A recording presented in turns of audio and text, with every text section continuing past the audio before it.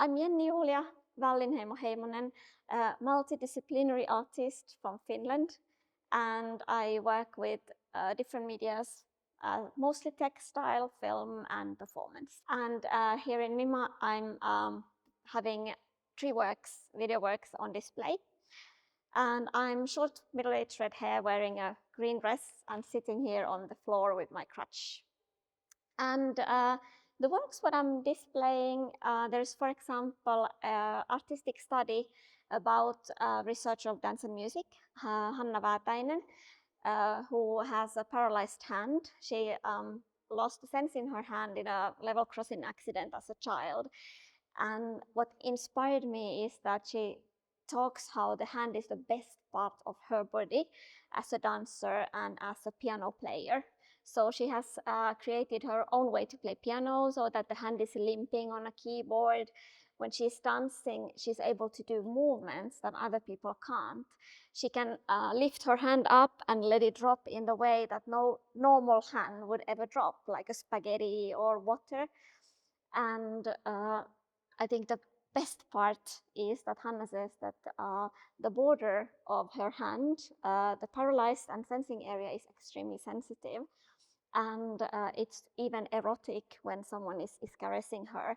And she's enjoying that it's very clever to have such a neutral body part like a shoulder producing that kind of sensations, that you can be in a public area, you can have kids playing on the floor, and your partner is a little bit caressing your shoulder, and it's almost like a foreplay.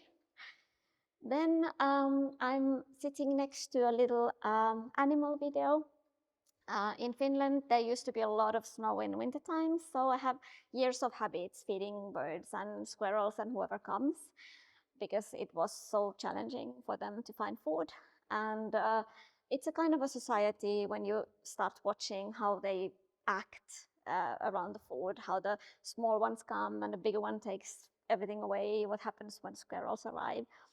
And it just came to my mind that what if I put the food in a rag doll, in a wheelchair, because people with disabilities are often also dehumanized, and in worst case, people treat or talk about us like we are kind of animals, and it can be even seen in a care in some parts and in history.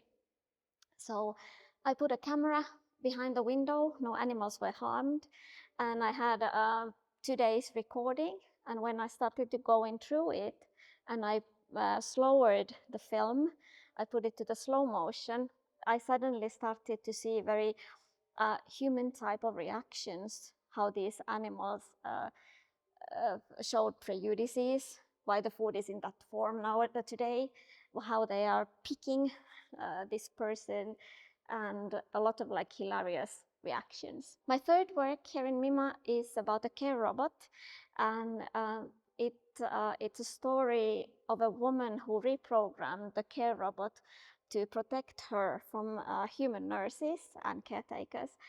And it's inspired by elderly women with disabilities in Finland. I had a camp where I was facilitating a workshop about care technology.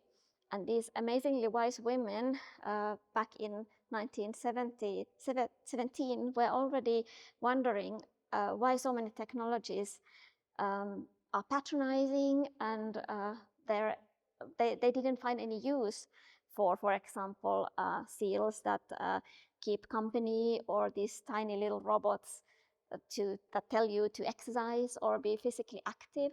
These gadgets that were almost talking baby language, like, good, now let's move your hands, and this exercise is good for you. Instead, these women were very optimistic about technology, that maybe they could have a bed where you have a remote control that helps you to change position in the night, to avoid a human coming in with hard hands, hurry up, being like sometimes even a bit rude. They would love to have robotics in a washroom to get more intimacy.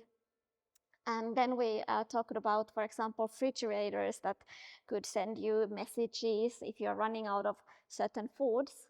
but these women said, like, what are we going to do with those? Because if we don't have money to buy more milk or eggs, so that kind of fridge is absolutely useless.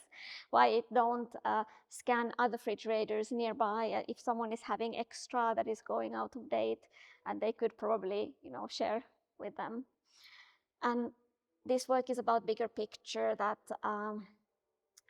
how much disability policy knowledge we can expect from these people designing these products.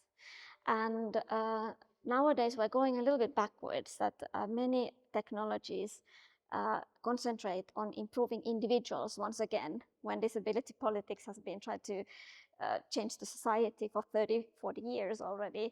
So at the same time, when we are doing amazing prosthetics, we should find ways to make sure that chemistry labs in primary schools and kindergartens are fully accessible, so that kids with disabilities could become whatever they want, and they could also be part in this technological development.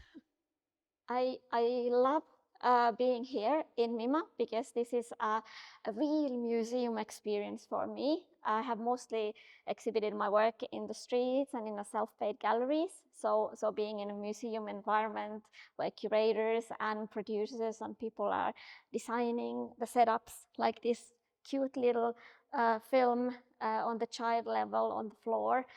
And what is really important is that the whole exhibition is about disabled artists' views and deaf artists and neurodiverse artists' visions and futuristic ideas about the new world. So I'm extremely grateful.